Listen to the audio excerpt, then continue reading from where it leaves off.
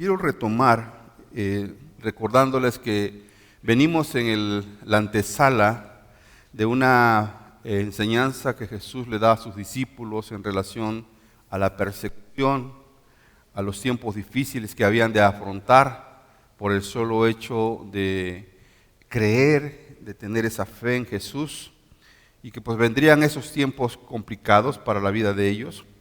Cuando nosotros leemos el último versículo del capítulo 16, ustedes se podrán dar cuenta de lo que Jesús está hablando. Y dice, estas cosas os he hablado para que en mí tengáis paz.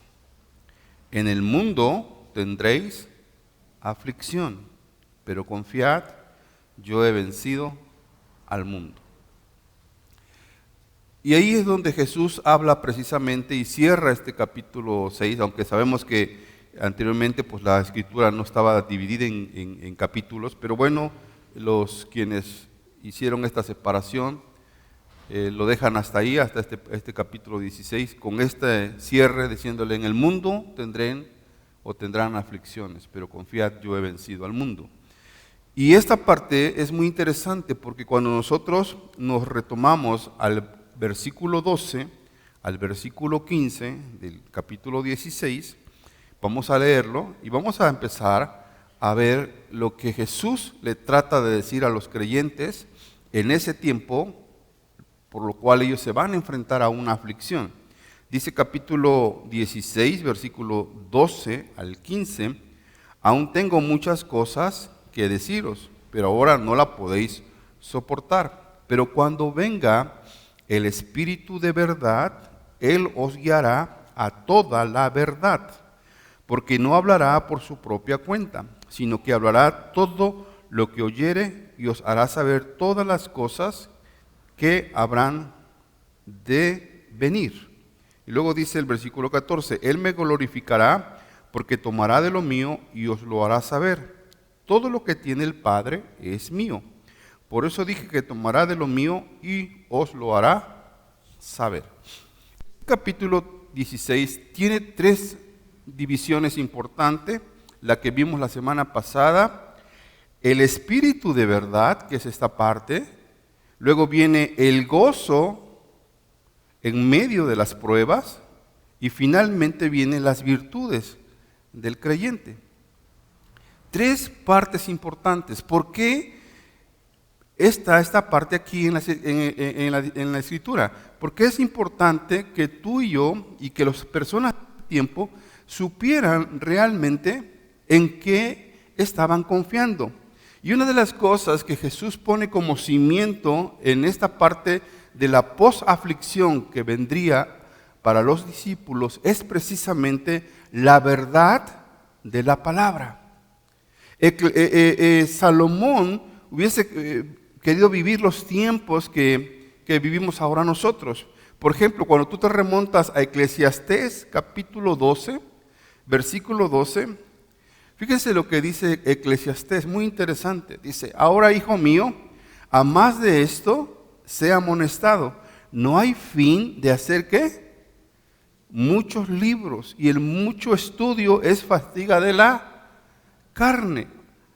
Salomón pareciera estar diciendo que es cansado estar estudiando, estar leyendo, pero una de las características del buen cristiano es precisamente el estudiar la palabra, el confiar en la palabra. Y quizás Salomón, si viviera en este tiempo, pues hoy tuviéramos toda la Biblia compactada en un solo dispositivo. Podría ser un celular, podría ser una tableta o cualquier otro dispositivo. Y quizás este versículo que acabamos de leer, tal vez Salomón se hubiera retractado, ¿verdad? Pero, en fin, lo que el Evangelio de Juan está diciendo es esa palabra de verdad que tiene un significado importante y verdadero en la vida del creyente. Salmo, versículo 19, versículo 7 al versículo 11, nos dice la Escritura algo sumamente importante. La ley de Jehová es que perfecta, que convierte el alma. El testimonio de Jehová es. Cuando hablamos de testimonio, estamos hablando de la palabra. el testimonio de Jehová es fiel, que hace sabio al sencillo, a aquella persona que con humildad se acerca a Dios. ¿Sí? Por eso dice que hace sabio al sencillo, al humilde de corazón, aquel que busca la verdad puesta en la palabra. Ahora, la Biblia, que es la palabra de Dios, tiene cierta importancia en la vida de un creyente. Y esta Biblia es incomparable, la Escritura, los libros, como decía Salomón. ¿Por qué? Porque hay una sencilla razón. La Biblia, todo creyente tiene que obedecerla. Fíjese lo que dice Salmo 119, versículo 11 al 17. Salmo 119, versículo 11 al versículo 17. En mi corazón he guardado tus dichos, tu palabra, para no pecar contra ti. Bendito tú, oh Jehová, enséñame tus estatutos. Fíjese cómo se menciona en una palabra dichos, otros estatutos, otros preceptos, y todo tiene que ver con la palabra de Dios. Con mis labios he contado todos los juicios de tu boca, todos los dichos. Me he gozado en el camino de tus testimonios, más que de toda riqueza. En tus mandamientos meditaré, consideraré tus caminos, me regocijaré en tus estatutos, no me olvidaré de tus palabras. Haz bien a tu siervo que viva y guarde tu palabra. La primera característica de un cristiano para cuando se tenga que enfrentar a esos desafíos de la vida es obedecer la palabra guardada en su corazón. La segunda, fíjense, es estudiarla. A comparación, como decía Salomón, es estudiarla. Salmo 119, versículo 169. Es estudiar la palabra. Salmo 119, 169 dice, llegue mi clamor delante de ti, oh Jehová, dame ¿qué? Entendimiento conforme a tu palabra. Señor, cada vez que yo estudie tu palabra, dame entendimiento. Hazme saber, Señor, las cosas que están aquí escritas. Miren, muchas veces nosotros leemos la palabra sin pedir a Dios, Señor, dame entendimiento de lo que yo estoy leyendo. Dame, Señor, sabiduría en lo que yo estoy estudiando. Porque el creyente tiene que estudiar la palabra. Si tú y yo no estudiamos la palabra, podríamos ser presas fáciles de muchas cosas. Y cuando tengamos que enfrentarnos a las diversas aflicciones de la vida, no tendríamos las herramientas para tomarlas y poderlas defender. Otra es confiar en su palabra. En el mismo Salmo 119, versículo 42. Confiar en la palabra. En los tiempos difíciles es cuando más nosotros tenemos que aprender a confiar en la palabra. Y daré por respuesta a mi avergonzador que en tu palabra, ¿qué dice el salmista? He confiado. Amén por los médicos, amén por la ciencia, amén por todo, pero tú y yo tenemos que aprender que a pesar de cualquier situación o diagnóstico que pudiera ser aterrador, tú tienes que aprender a confiar en Dios. ¿Cuántos dicen amén esta mañana? Confiar en Dios, confiar en su palabra, porque su palabra es verdad y el Espíritu de verdad es el que nos guía a toda la verdad. Otra es honrar la palabra. Salmo 119, versículo 38. Salmo 119, versículo 38. Confirma tu palabra a tu siervo que te teme. El temor es honrar la palabra. Honrar. La palabra temor significa honra. Y entonces cuando tú temes y honras la palabra y la respetas, pues tienes un gran aprovechamiento en tu vida espiritual. Y por último, en estas características del buen creyente, tienes que defender la palabra. Mire, Filipenses capítulo 1, versículo 16. Los unos anuncian a Cristo por contención, no sinceramente pensando añadir aflicción a mis prisiones. Pero miren, vamos rápidamente a 1 de Pedro 3:15. Ojalá y lo pudiéramos encontrar rápidamente en el dispositivo, 1 de Pedro 3:15, y lo que nos dice la palabra, sino santificad a Dios el Señor en vuestros corazones y estad siempre preparados, ¿para qué? Para presentar defensa no con pleito, hermanos, no agarrándonos del chongo con los demás, no agarrándonos a bibliazos, sino, dice, presentar defensa ¿con qué? Con mansedumbre y reverencia ante todo aquel que os demande razón de la esperanza que hay en vosotros. La Biblia es la palabra escrita y todo creyente que cree en ella defiende lo que cree. No se deja bambolear por las corrientes del mundo. Él defiende lo que cree, la honra, la respeta, la estudia, la obedece y confía totalmente y plenamente en lo que Dios ha dicho. Fíjense, la Biblia son los libros o la palabra de Dios que es inspirada por el Señor, y hay varias formas de cómo se interpreta en el Antiguo Testamento. Por ejemplo, Números capítulo 30, versículo 1. En unas partes dice: el Espíritu del Señor me habló, o Dios me habló. Mire, dicen: habló Moisés a los príncipes de las tribus de los hijos de Israel diciendo: esto es lo que Jehová me ha mandado. Esto es lo que el Señor me ha dicho. Es decir, la Biblia, al ser inspirada por Dios, Dios utiliza o usa a diferentes hombres, que lo usó en el Antiguo Testamento, para transmitir el mensaje del Señor. Jeremías capítulo 1, versículo 1 al 2.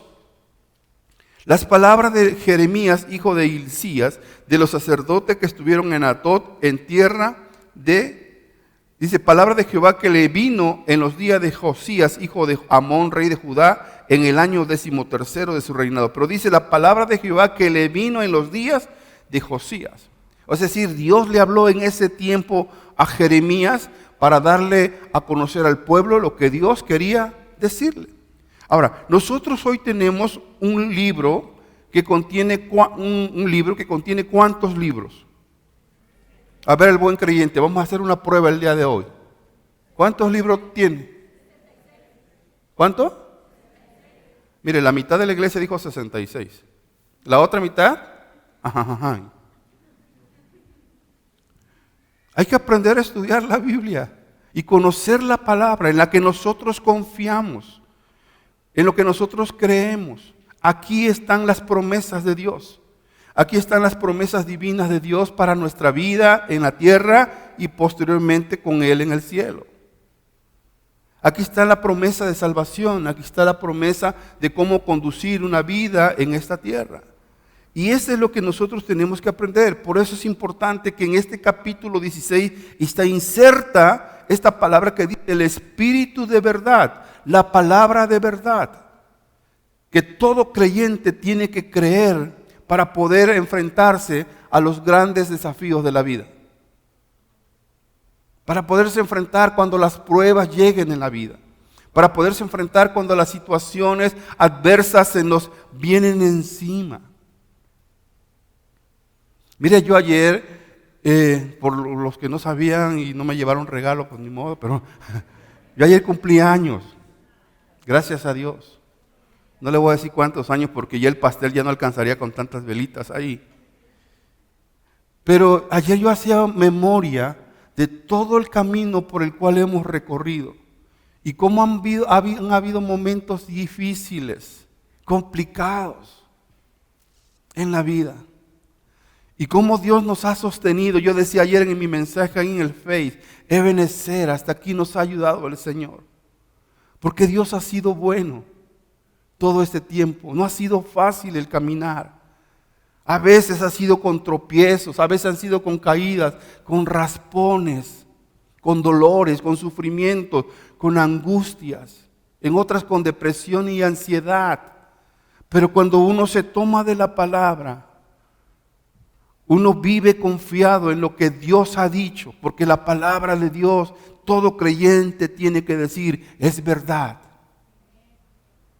Es verdad, yo creo en ella, yo la honro, yo la obedezco. Romanos capítulo 15, versículo 4. Pero antes, Jeremías, creo que ya lo vimos, ¿verdad? ¿No lo vimos? Sí, ya, ok. Romanos capítulo 15, versículo 4. Dice, porque las cosas que se escribieron antes, ¿cuándo?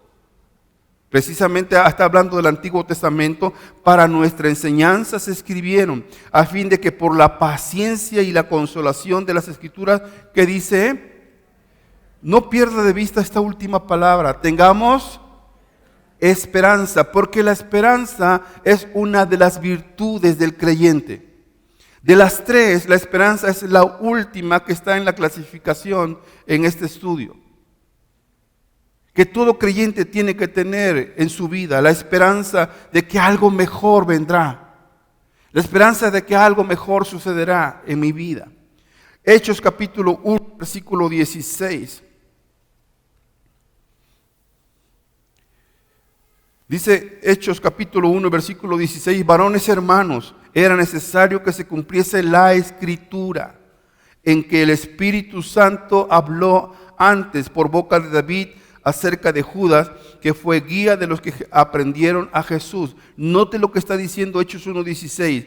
Varones hermanos, era necesario que se cumpliese lo que estaba escrito, en que el Espíritu Santo habló antes, inspiró a hombres antes, por boca de David, acerca de lo que iba a suceder con Judas.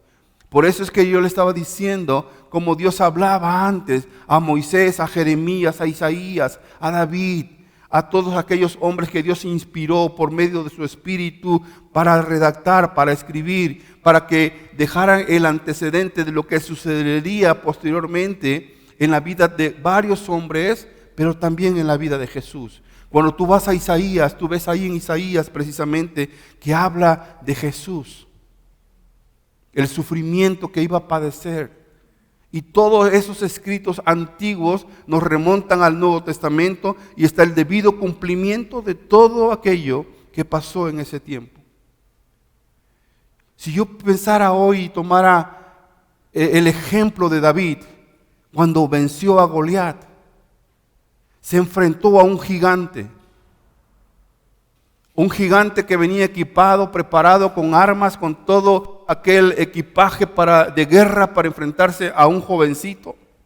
Y él solamente con unas piedras en el saco pastoril, y saca su honda y le pega en la frente a aquel gigante y lo derriba. Si yo tomara ese ejemplo, yo pensaría que ese gran hombre de Dios que confiaba en él, también pudiera ser yo derribando a los gigantes en mi vida. Amén. Hace unos días un amigo mío puso en el Face unas cosas ahí de lo que estaba pasando y lo que estaba sucediendo y cómo lo agredían y lo lastimaban y lo herían con palabras. Es un muchacho joven, emprendedor, entusiasta. Y pues yo no sé si sucedió lo que dicen ahí, pero él decía que él ha ayudado a muchos y se sentía traicionado. Y entonces yo le puse ahí, querido hermano, todo lo que te pasa en este mundo es precisamente por las cuestiones que suceden en la vida. Pero ten confianza y recuerda lo que le pasó a José. Y al final en el capítulo 50, si no mal recuerdo, José dice, ustedes pensaron hacerme mal, pero Dios lo encaminó para bien. Y se lo dejé ahí en su buzón, o no sé cómo se le llama.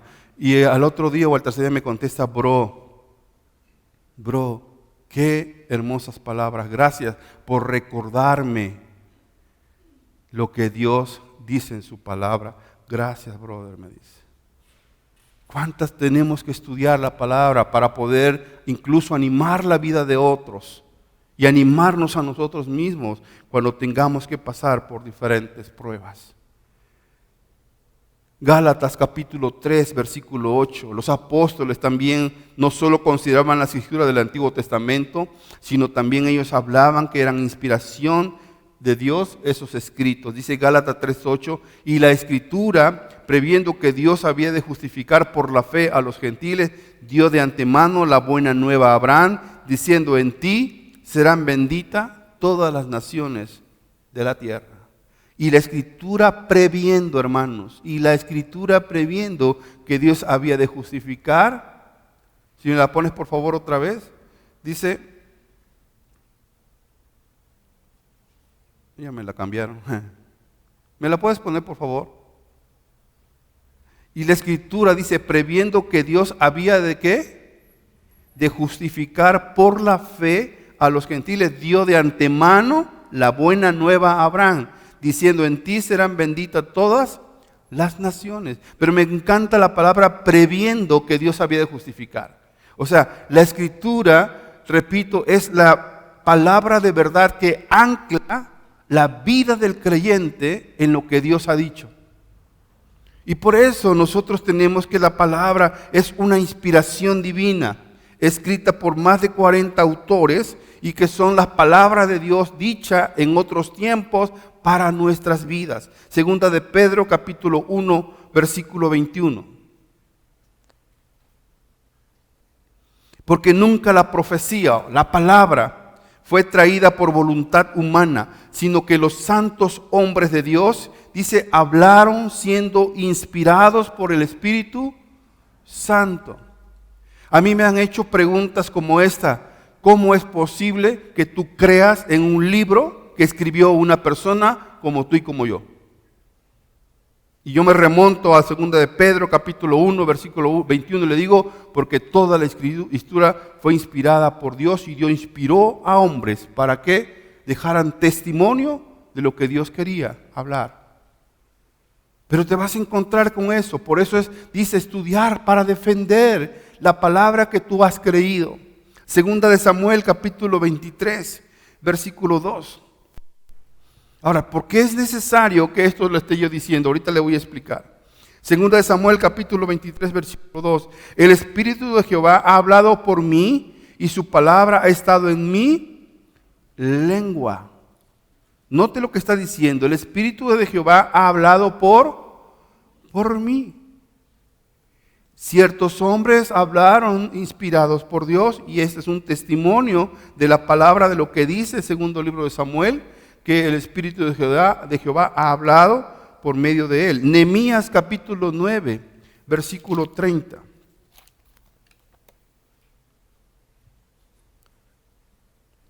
Nehemías 9:30 dice, le soportaste por muchos años y le testificaste con tu espíritu por medio de tus profetas, pero no escucharon, por lo cual los entregaste en mano de los pueblos de la tierra. Le testificaste con tu espíritu. ¿Sí me están siguiendo? Ok.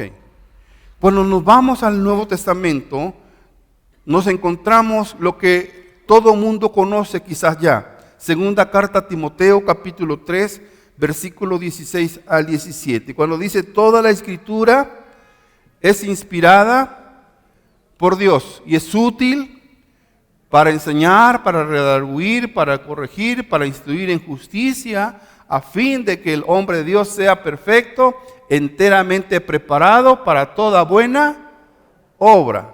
¿Cuántos se lo saben de memoria? Yo no tomo sucrol. No lo entendieron.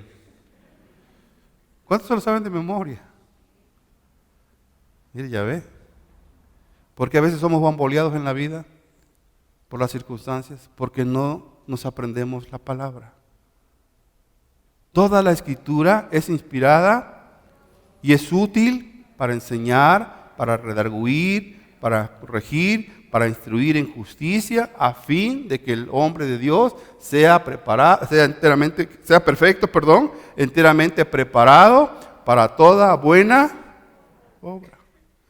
¿Y cuántos saben Juan 3:16? A ver, toda la iglesia.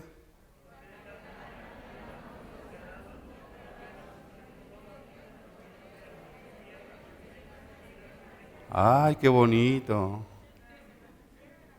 ¿Y el Salmo 23? ¿Y el Salmo 119?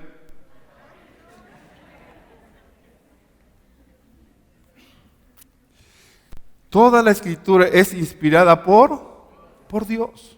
Amado, tú tienes que creer esto en tu corazón. Tú tienes que tener esta fe y esta certeza en tu corazón. Pablo, fíjese, era consciente que lo que él escribía eran cartas inspiradas por Dios. Lo que él escribía, Pablo estaba tan seguro que era Dios el que lo estaba inspirando para dejar ese testimonio. Primera carta a los Corintios, capítulo 14, versículo 37. Primera carta a los Corintios, capítulo 14, versículo 37. Si alguno se cree profeta o espiritual, reconozca que lo que os escribo, ¿qué dice? Son mandamientos de Dios. Lo que yo les estoy dejando como testimonio es mandamiento de Dios. Ahora, le voy a hacer una pregunta. ¿Cuántos de ustedes creen o saben o piensan que Dios sigue hablando hoy y se siguen dejando libros escritos fuera de este? ¿Es correcto o es incorrecto? ¿Es qué? ¿Por qué? Porque todo ya está escrito aquí y no hay nada más que añadirle más, así lo dice Apocalipsis, que el que le añada algo más, sea ¿qué? Anatema, ya no hay más. Si alguien viene y me dice, Dios me inspiró para añadirle un libro más a la Biblia, ¿tú qué pensarías? ¿Qué le contestarías? ¿Cómo defenderías eso? Con lo que dice Apocalipsis. ¿Estamos? Entonces, fíjese qué interesante es poder conocer la palabra, tener el testimonio en nuestro corazón. Primera carta a los Corintios, capítulo 2, versículo 12 al 13. Dice, y nosotros no hemos recibido el espíritu del mundo, dice el apóstol Pablo, sino el espíritu que proviene de Dios para que sepamos lo que Dios nos ha concedido. Versículo 13, lo cual también hablamos, no con palabras enseñadas por sabiduría humana, sino con lo que enseña el Espíritu, acomodando lo espiritual a lo espiritual. Hoy nosotros, al estudiar las palabras, somos guiados por el Espíritu Santo que vive en nosotros para darnos a entender y guiarnos a la verdad conforme a la dirección del Espíritu. Conforme a la dirección del Espíritu. Y esto es importante que nosotros lo sepamos. Primera carta a los Corintios, capítulo 2, versículo 9 al versículo 10. Primera carta a los Corintios 2, 9 al 10. Antes bien, escuchen, como está escrito, cosas que ojo no vio, ni oído oyó, ni han subido en corazón de hombre, son las que Dios ha preparado para los que le aman. Versículo siguiente. Pero Dios no las reveló, hermanos. Esto, si tú traes un marcatexto ahí, subraya esto, o llévatelo grabado en tu mente, en tu corazón. Pero Dios las reveló a nosotros por el Espíritu, porque el Espíritu todo lo escudriña aún lo profundo de Dios. Una vez escuché a una persona decir, ¿quieres saber qué cosa dice el libro? Vete y pregúntale al autor. ¿Y quién es el autor? El Espíritu Santo que guió a los hombres para escribir y a Dios mismo que guió a estos hombres. Entonces, ¿con quién tengo que recurrir yo cuando tenga una palabra que no entienda en la Biblia? Primeramente, ¿con el pastor o con Dios? ¿O con el apóstol? ¿O con el profeta? ¿Con quién? Con Dios. Si yo no entiendo lo que aquí dice, Espíritu Santo, ayúdame a entender qué está escrito aquí, qué es lo que está revelado aquí. Enséñame, Espíritu Santo. Ahora, estos se han equivocado muchos porque piensan, como el Espíritu me lo revela todo, ya no estudio. No. Ahorita vamos a ver algo que Pablo le dice a cierto hombre que se prepare para defender la defensa del Evangelio. Mire, Juan capítulo 17, versículo 17. Santifícalos en tu verdad. ¿Tu palabra qué dice? Es verdad. Una pregunta, ¿cuántos creen que la palabra es verdad para tu vida? Amén. Gloria a Dios, qué bueno. Ahora, el Espíritu Santo que nos instruye y nos enseña a nosotros los creyentes a partir de las Escrituras que son inspiradas por Dios, nos dice Juan, en primera de Juan, fíjese, capítulo 2, versículo 20 al 27, algo muy interesante para la vida del creyente. Primera de Juan, capítulo 2, versículo 20 al 27. Pero vosotros tenéis la unción del Santo y conocéis todas las cosas. ¿Cuáles cosas? Todas las cosas escritas y reveladas por Dios. Dice el versículo 21, no os he escrito como si ignoraseis la verdad, sino porque la conocéis y porque ninguna mentira procede de la verdad. Versículo siguiente.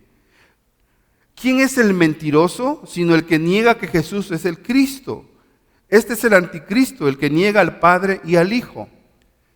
Todo aquel que niega al Hijo tampoco tiene al Padre. El que confiesa al Hijo tiene también al Padre.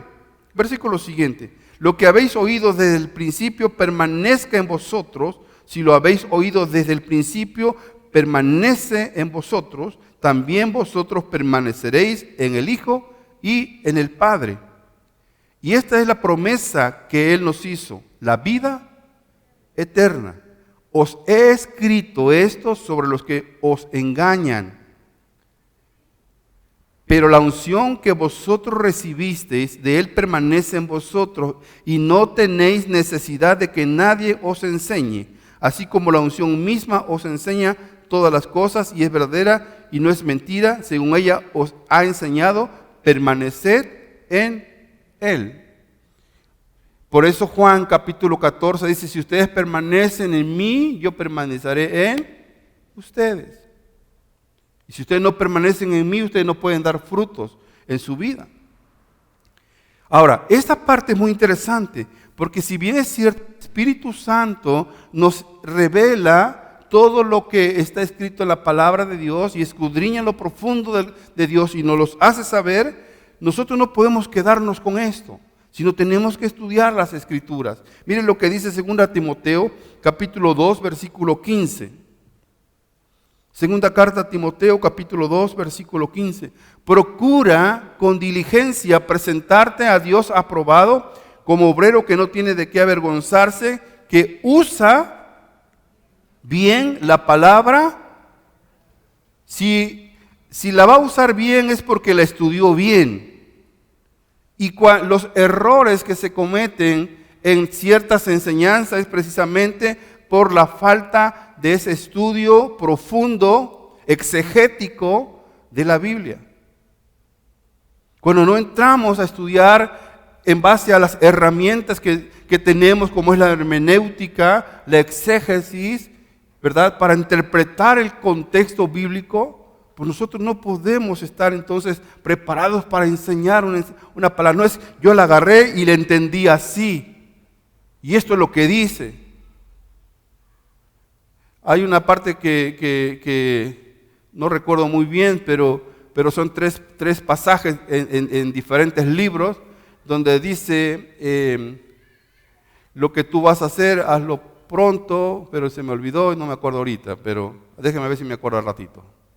Pero dice, son 3 pasajes distintos y al final lo que le dice, lo que vas a hacer hazlo pronto. O sea, es como si te vas a matar, pues ya mátate de una vez. ¿No? Pero son 3 pasajes que no puedes unirlo porque están en diferentes contextos. Pero sin embargo, a veces lo unimos para un pretexto y lo sacamos de contexto para nuestro propio beneficio. Y eso es lo incorrecto, lo que no se tiene que hacer. Por eso Pablo le aconseja, tienes que estudiar como un obrero, prepararte para presentarla bien, trazar bien la palabra de Dios. Segunda de Pedro, capítulo 3, versículo 16. Miren lo que dice la Escritura. Casi en todas sus epístolas, hablando en ellas de estas cosas, entre las cuales hay algunas difíciles de entender, las cuales los indoctos e inconstantes tuercen, como también las otras Escrituras. ¿Para qué dice? Y yo quizás podría, con el respeto debido, respetando lo que aquí dice, agregarle un poquito así, por su propia perdición y para los demás. Porque no nada más echan a perder su vida, sino echan a perder la vida de muchos, ¿verdad que sí? Para su propia perdición y para la de muchos más. Porque los envuelven en sus doctrinas, en sus enseñanzas y le dicen que no es así. Hermanos queridos, una pregunta. ¿Todo creyente y no creyente en este mundo pasa aflicciones? ¿Sí o no? Claro. Erróneamente, si te dicen, no, pero si tú eres cristiano, ¿por qué estás enfermo? ¿Por qué no tienes dinero? ¿Por qué no tienes esto? ¿Por qué no tienes el otro? ¿Por qué no estás en prosperidad? Entonces no tienes a un Dios verdadero. ¿Eso es correcto o es incorrecto? Es incorrecto. ¿Cuántos vivieron aquella escena cuando matan a aquel candidato a la República en 1994? A Colosio, ¿se acuerdan?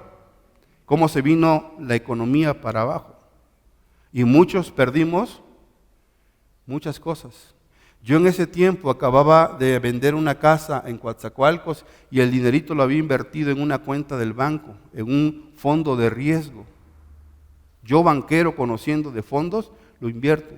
Cuando viene ese suceso, pierdo un porcentaje bastante fuerte.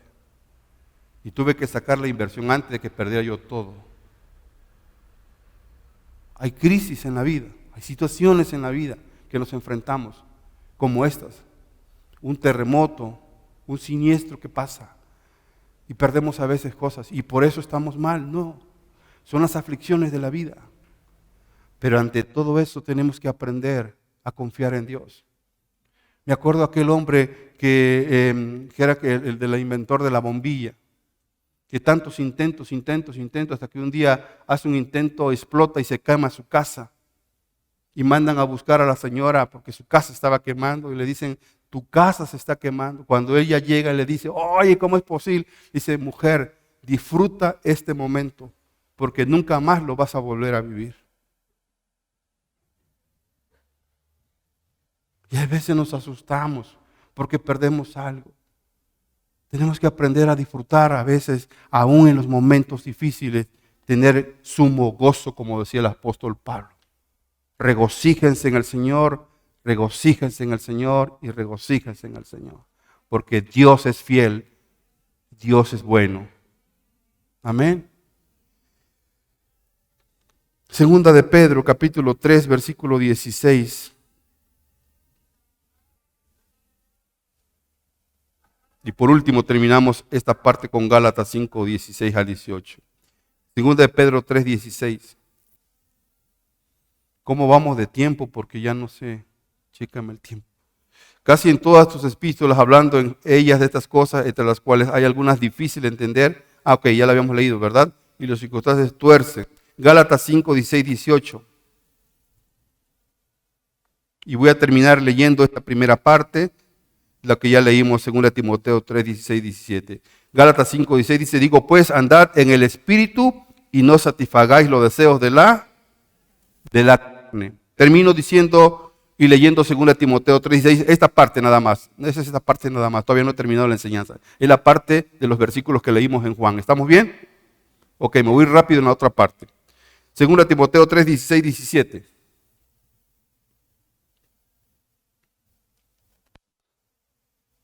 Toda la escritura es inspirada por Dios y útil para enseñar, para redarguir, para corregir, para instruir en justicia, a fin de que el hombre de Dios sea perfecto, enteramente preparado para toda buena obra.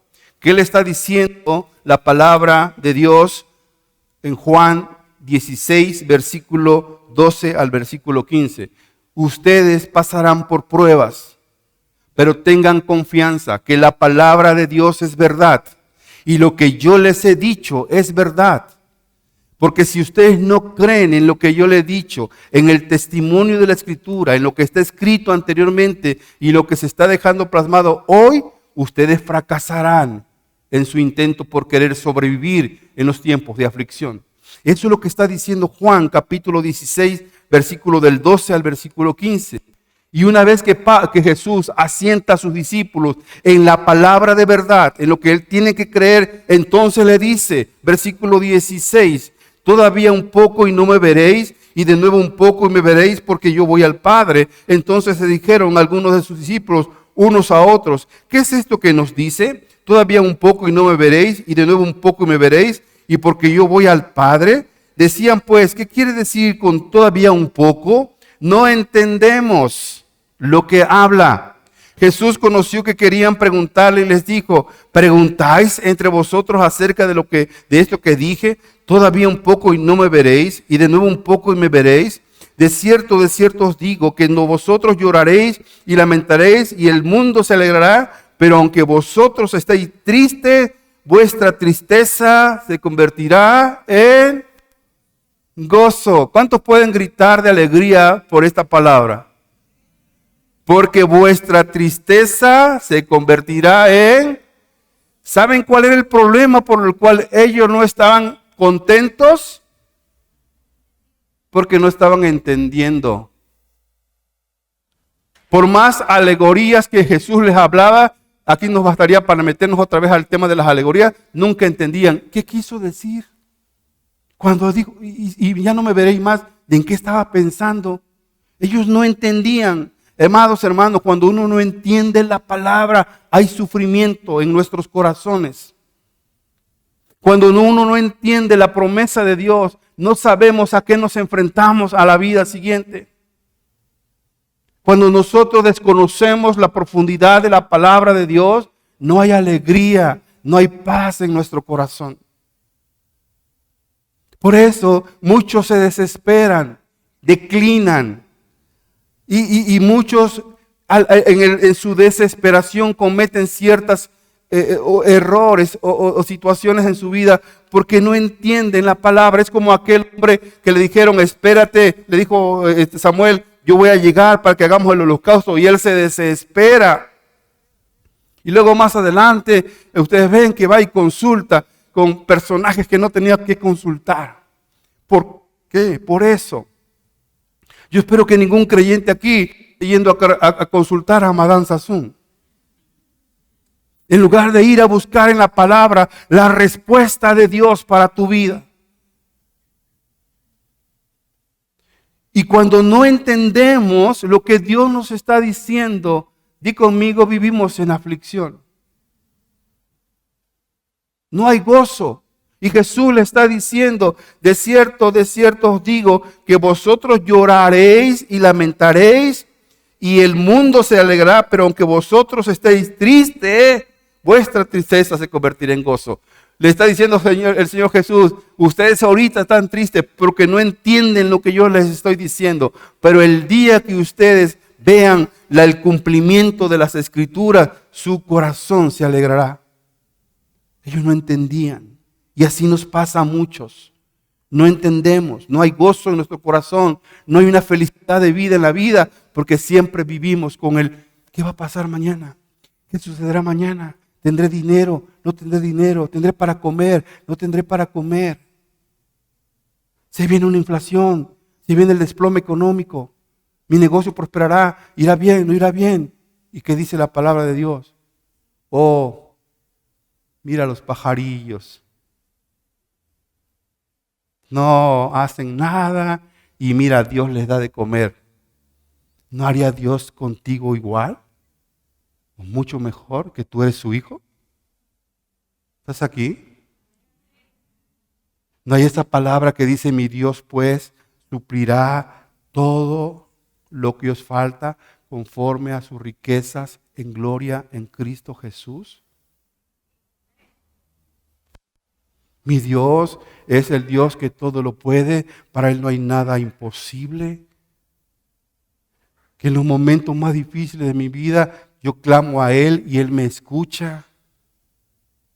Y cuando yo empiezo a vivir las aflicciones de la vida, viene la palabra estudiada en mi mente, en mi corazón, y en lugar que me produzcan tristezas, lamentos, me produce alegría y gozo.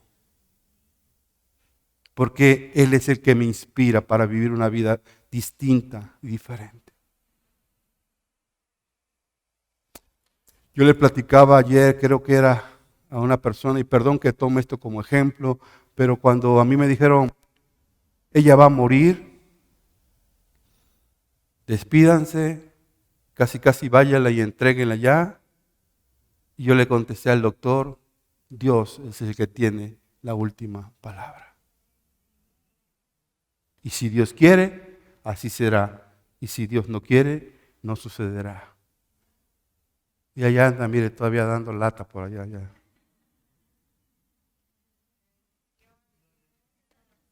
Bueno, es un decir pues para que se rían un ratito, que están muy serios. ¿Me entiende? Antier fuimos con el endocrinólogo, un doctor muy amable y todo aquí en Oaxaca. Y decía, mire, usted tiene sus estudios también, esto está bien, aquí falta agregar aquí, acá. ¿Saben qué? Le dice a ella, vamos a hacer un trato. Si usted me promete que usted cuida esto y esto y esto y esto, yo le quito sus piquetitos el día de hoy. O sea, no sus piquetitos, eso no. Sus piquetitos de inyectarle su insulina. Uh-huh. Y entonces uno dice, wow, cómo Dios te abre puertas en los lugares donde tú aparentemente ves un mundo incierto, difícil. Dios te abre la puerta con una persona atenta, amable, y nos dice, aquí está un refrigerador lleno de medicamentos, ¿cuál quiere usted? Y me dijo, le voy a dar un medicamento que es carísimo. Cuando usted llega a la farmacia, usted se va a ir para atrás, pero es el mejor medicamento que le vamos a dar. Yo dije, no, pues ha de valer 1,200, 1,100, pues carísimo. No, ¿qué? 3,000 pesos. Y sí me fui para atrás. Uh-huh. Pero dice, aquí está, abre la puerta. Yo dije, wow, cómo ese Dios tan bueno que dice, Dios me va a proveer por todos los medios, me va a poner gente que me ayude, que me dirija en el camino, que si él mejora su condición de salud, ella estará mucho mejor, ¿verdad? Y cómo Dios te va proveyendo. ¿Por qué? Porque cuando tú sales, tú vas confiado en Dios. Y a mí me han pasado cosas al revés, que yo he estado en contra y Dios me tapa la boca. Como aquel pasaje en mi vida cuando yo andaba en Tlaxcala sin un peso, con un peso en la bolsa, y llega un niño y me da una monedita, me pide una monedita a peso. Le dije, yo no tengo. Y cuando llego a la casa, la señora de allá arriba me recibe con un platón de camarones así al mojo de ajo. Y casi yo escuché una voz que me dijo, ahí está tu peso, llorón.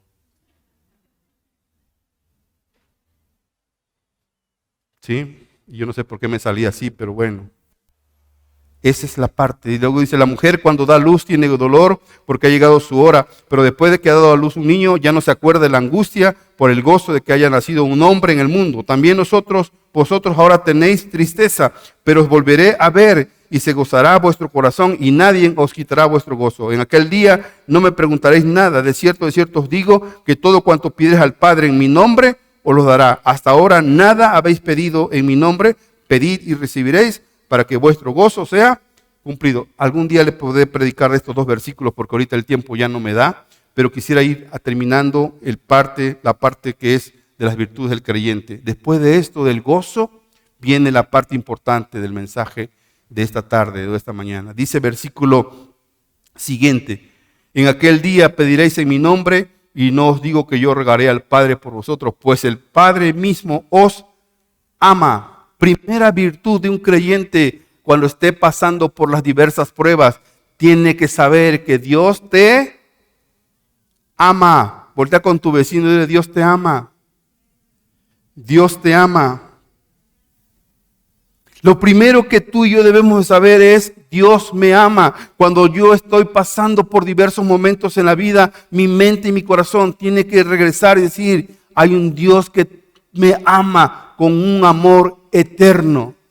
Con amor eterno te he amado y te he prolongado mi misericordia. Dios me ama. Amada iglesia, cuando tú estés pasando por esas situaciones de bamboleo en la vida, recuerda un principio que tiene que tener todo creyente: Dios me ama. Así sean los momentos más difíciles de la vida, Dios me ama.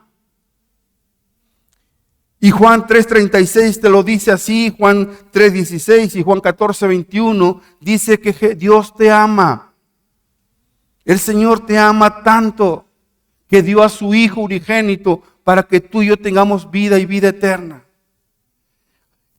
Tú y yo, cuando estemos pasando por esos valles de lágrimas, por esos momentos de oscuridad, recuerda Juan 3:16, porque de tal manera amó Dios al mundo que ha dado a su Hijo unigénito para que todo aquel que en él crea no se pierda, mas tenga vida eterna. Esa es la primera virtud que el creyente debe tener en su corazón, la confianza que da en la palabra que dice que Dios me ama. La segunda, la fe debo de tener puesta en Él. La segunda parte de esa virtud del creyente es la fe puesta en Jesús. Mateo 10:40, por favor. Y el que a vosotros recibe, a mí me recibe, el que me recibe a mí, recibe al que me envió. Este es un pilar fundamental en la fe cristiana. Si yo recibo a Cristo en mi corazón, yo tengo que tener la confianza que Cristo vive en mi corazón. ¿Cuántos dicen amén? ¿Cuántos cuando se van de aquí saben que Dios va con ustedes? Que aunque ande en valle de sombra de muerte, no temeré en mal alguno, porque Dios está conmigo. Este es un pilar fundamental en la vida del creyente. Dios está conmigo. Y si yo recibí a Cristo en mi corazón, yo tengo que tener la certeza que si el día de hoy yo parto de esta tierra, ¿a dónde me voy? ¿Por qué el temor del mundo es? ¿Por qué le tienen miedo a la muerte? Porque no saben a dónde. Pero el que está seguro a dónde va, quizás haya un sacudimiento en su vida, pero tiene la confianza que se va con el Señor. Amén. Marcos capítulo 9, versículo 37. Esta es otra fe, otro pilar fundamental en la vida de un creyente que vive fe. El que recibe en mi nombre a un niño como este, me recibe a mí. Y el que a mí me recibe, no me recibe a mí, sino al que me envió. O sea, recibe a Dios y recibe a ¿quién? Al Padre, a Jesús y al Padre. Hay un pasaje muy interesante en un libro, no sé si es en Proverbio, creo que sí, donde dice que nosotros le demos de comer al hambriento y al sediente, porque si le damos a ese hombre, a Dios le damos. ¿Lo han leído eso? Cuando llegan a tu puerta y viene una persona así, ¿le das o no le das? Confiando en esa promesa. Un taquito que te pida. Porque si tú le das a él, a Dios le está dando. ¿Estamos? ¿Y cuántos hay de Monterrey? Que no dan nada. Ni las gracias, pues. No, pero ¿por qué? Y después Dios proveerá, sí, pero ¿cómo te proveerá Dios? Y mira, todo aquel que dice, Dios, dame, ¿para qué te doy si nada más lo estás almacenando? Y no lo reparte a los pobres, dalo a los pobres, dalo a los demás, dalo a quienes lo necesitan. Porque al que a ese hombre le da, a Dios le presta, dice algo así. Versículo, Lucas capítulo, Marcos 9:37. Ya vamos terminando, hermano, aguántame tantito, 2 minutitos más, ya vamos terminando. Marcos 9:37, el que recibe en mi nombre a un niño como este, me recibe a mí, y al que a mí me recibe, no me recibe a mí, sino al que me... ¿Cuánto aman a los niños? Ay, el niño latoso. El que recibe a un niño, ¿me recibe a quién? Ya, todo lo que aprendemos, hermano. Toco la última parte, la esperanza que tienen los creyentes. Primero, tu esperanza estar puesta en el Señor. Salmo 31:24.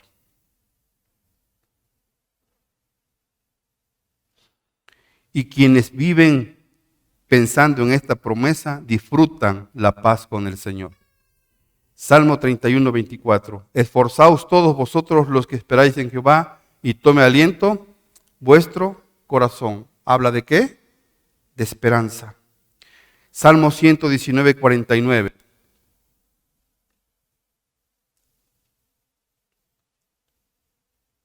Salmo 119, 49. Acuérdate de la palabra dada a tu siervo, en la cual me has hecho esperar. Acuérdate de la palabra dada a tu siervo, en la cual me has hecho esperar. Y una de las palabras y las promesas más importantes que todo creyente debe tener puesta en su corazón es la salvación. Salmo 119, versículo 166.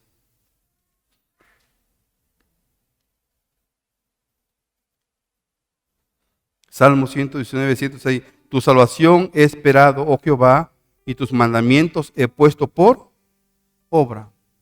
Una de los pilares más importantes en la esperanza de un creyente es la salvación y la vida eterna. Es un pilar fundamental. Efesios capítulo 1, versículo 18.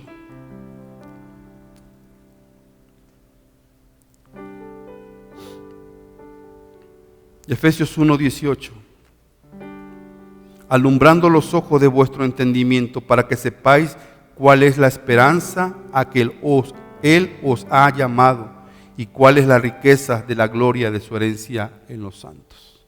Esa es la esperanza, que si algún día nosotros vamos y estaremos juntamente con el Señor, adorándole con todos los ángeles que están allí cantándole santo, santo, santo, santo el Señor. Esa es la esperanza del creyente. Esa es la esperanza que vive en su corazón.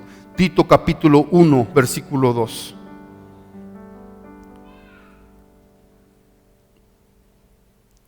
Tito 1, 2. En la esperanza de la vida eterna, la cual Dios, que no miente, prometió desde antes del principio de los siglos. Así que el creyente tiene que vivir en la esperanza de la vida venidera, de las promesas puestas por Dios y de la salvación y de la vida eterna que Él ha prometido a todo aquel que lo ha recibido en su corazón. Y que yo, si lo recibí en mi corazón, tengo que vivir por la fe y por la obediencia que Cristo hizo en la cruz del Calvario. Y todo lo que yo pida en el nombre de Jesús por ese sacrificio se me dará, porque así dice la Escritura.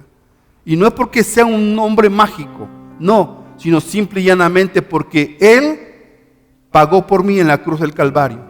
Y cuando Él entrega su vida en la cruz, el velo se rasgó en dos, y por ese sacrificio nosotros tenemos acceso directo al Padre por medio de Jesús. Y ese nombre, que es sobre todo nombre, me dio el derecho de ser hijo de Dios. Conociendo lo que dice la Escritura, me da la garantía de salvación de que Dios había predestinado a su Hijo para que muriera por mí en la cruz y llevara todos mis pecados, y por su gracia fuera yo salvo. Y otra de las promesas de la esperanza que tengo en Cristo es que en este mundo hay varias cosas que suceden cuando Cristo estuvo ahí en la cruz del Calvario. Número 1, venció al mundo. Dice Juan capítulo 1, versículo 29. Juan 1, 29. Si lo buscan ustedes ahí en su Biblia, encontrarán esta promesa de parte de Dios que dice: el siguiente día vio Juan a Jesús que venía a él y dijo: he aquí el Cordero de Dios que quita ¿qué? El pecado del mundo. Él es el Cordero que venció al pecado, pero también es el Cordero que venció a la muerte. Juan capítulo 14, versículo 19.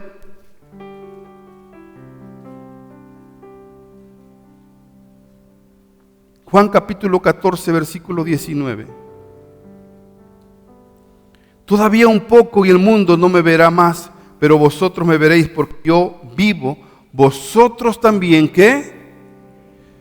Si Él murió y vivió y resucitó y está sentado a la diestra del Padre, si yo muero, ¿qué pasa conmigo? En el día que dice Tesalonicenses, los muertos en Cristo resucitarán primero. Hay una esperanza de que este paso por esta vida es pasajera. Hay algo más que nos espera del otro lado. Amén. Y que por esa razón yo no voy a estar acongojado en la vida, preocupado por lo que me pase o que suceda. Yo sé que si parto de esta vida, me espera una vida mucho mejor. Muy poco dijeron amén, porque no se quieren ir de esta vida. Pero es el paso de todo creyente y de toda persona en la tierra. Amén. Él venció a la muerte, pero también venció a Satanás en la cruz del Calvario. Colosenses capítulo 2, versículo 15. Colosenses 2:15. Y despojando a los principados y a las potestades, los exhibió públicamente, triunfando sobre ellos en la cruz. Cristo venció a Satanás. Y muchos se andan hoy asustando por Satanás. Si ven que una mosca por ahí, ¡ay, es Satanás! Cristo venció la muerte, el pecado y a Satanás. Y Cristo, la Biblia dice que es vencedor en todas estas áreas de la vida. Él es vencedor. Y el que está en Cristo Jesús es más que vencedor. Así lo dice la Escritura en Romanos capítulo 8, versículo 37. Aquel que cree en Jesús, dice la palabra de Dios, y que está con Él, dice, ante todas estas cosas somos más por medio de aquel que nos amó. En Cristo Jesús somos más que... Dile a tu hermano, tú eres un vencedor en la vida. No te aflijas, que no se aflija tu corazón, porque Dios te ama. Y si tú tienes fe y crees en Él, tienes esperanza. De lo que esta vida pasa aquí, los momentos que pasa son sumamente pasajeros. Te espera una vida mejor, un mundo mejor, algo diferente. Y si Cristo venció a la muerte, a Satanás, que no pueda vencer una economía, que no te pueda sacar del momento de tu aflicción, que no pueda sacarme del momento de mi tristeza. El problema radica simple y llanamente en que nosotros tenemos que aprender a confiar en su. Por eso Juan, el 16 y el 12 al 15 que leímos, tenía Dios que poner el fundamento de la palabra. Porque si el fundamento de la palabra no estaba puesto en el corazón del hombre, ellos podrían experimentar el gozo de su vida y mucho menos podrían enfrentarse a la aflicción.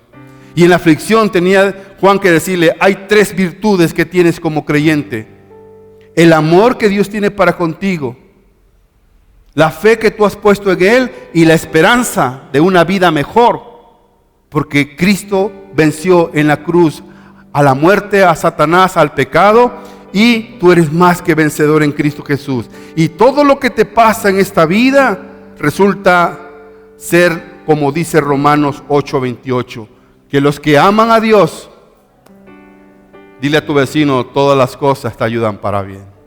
Así que no temas, amada iglesia. Las aflicciones de esta vida son pasajeras. Tú estás, dijera aquel, en el equipo vencedor, al lado de aquel que venció a Satanás en la cruz, al lado de aquel que venció a la muerte, que quitó el pecado del mundo y que por gracia de Él nosotros somos salvos y estamos aquí hoy redimidos gracias al maravilloso sacrificio que Cristo hizo por nosotros en la cruz del Calvario.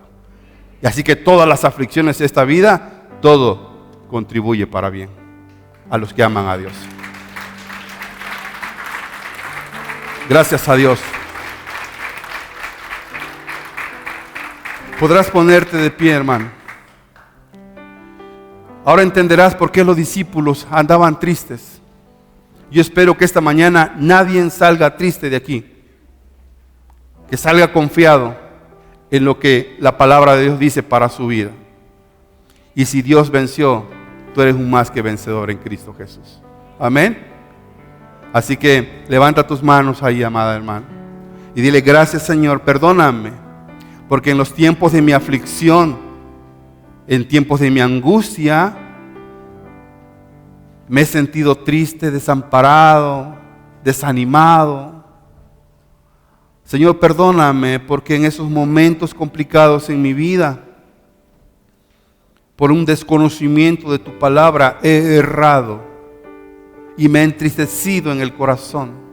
Pero hoy, Señor, gracias por tu palabra que me hace entender y recordar que tú eres el Dios que me amas, el Dios que me amas, y que por la fe puesta en Cristo Jesús somos más que vencedores, y que la esperanza a la cual hoy vivimos es la esperanza de una vida mucho mejor. Esto lo desconocían los discípulos porque no entendían lo que Jesús le hablaba. Pero hoy, Señor, gracias por tu palabra.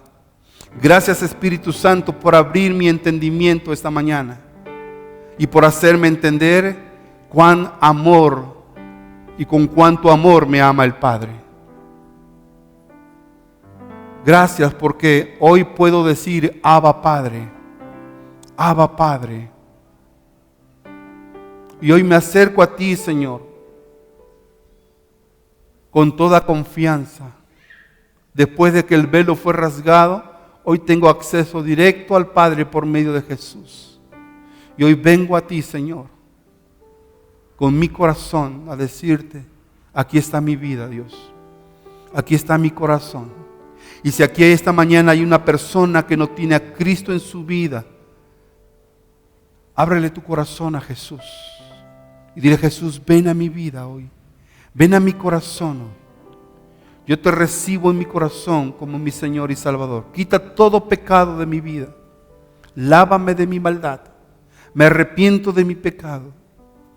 Dame salvación y vida eterna. Porque tú eres el Dios de toda bondad y de toda gracia. Dios, gracias por esta mañana, por estar aquí hoy, por este aprendizaje que hoy, Señor, he recibido en mi vida, por esta enseñanza. Espíritu Santo, gracias por hacerme entender con cuánto amor me ama el Padre. Gracias. A ti te doy la gloria y la honra este día con todo mi corazón. En el nombre de Jesús. Mira, si tú tienes a tu familiar, solamente es por cuidar las medidas, pero si tú tienes a tu familiar, abrázate con él. Sea tu papá, tu mamá, tu hermano, tu hermana, tu esposo, tu esposa, y dile cuán grande amor nos ama el Padre. Con cuán grande amor nos ama el Padre, que nos ha hecho su Hijo. Hoy vivimos gracias a Él. Y hoy tenemos lo que tenemos gracias a Él. Porque Él es bueno. Porque Él es bueno. Y pudieras orar ahí junto con tu familia, agradecerle a Dios por este día. Y dile: Señor, muchas gracias por la esperanza puesta en Jesús, mi Señor y mi Salvador. Entiendo ahora, Señor, que tú estás conmigo en cada momento de mi vida y que nada ni nada me podrá separar de tu amor. Gracias por ser mi Padre. Gracias por haber dado a tu Hijo a morir por mí en la cruz del Calvario. Gracias por tu bondad y por tu amor. Y gracias por lo que has hecho en la vida de cada uno de nosotros. Si hay algo que agradecerle, una sanidad, un milagro, cualquiera que sea, dile: Señor, gracias. Y si tienes a la persona ahí contigo, dile: gracias, Dios, por lo que hiciste en la vida de mi mamá, de mi papá, de mi hermano, de mi hermana. Dile: gracias. Porque en un tiempo fue aflicción, pero hoy entiendo que esa tristeza se convirtió en gozo y en alegría, porque yo desconocía la promesa de Dios. Y ahora que tengo estas tres virtudes en mi vida, las tomaré firmes en mi corazón para seguir adelante en mi caminar en Cristo Jesús. Amén.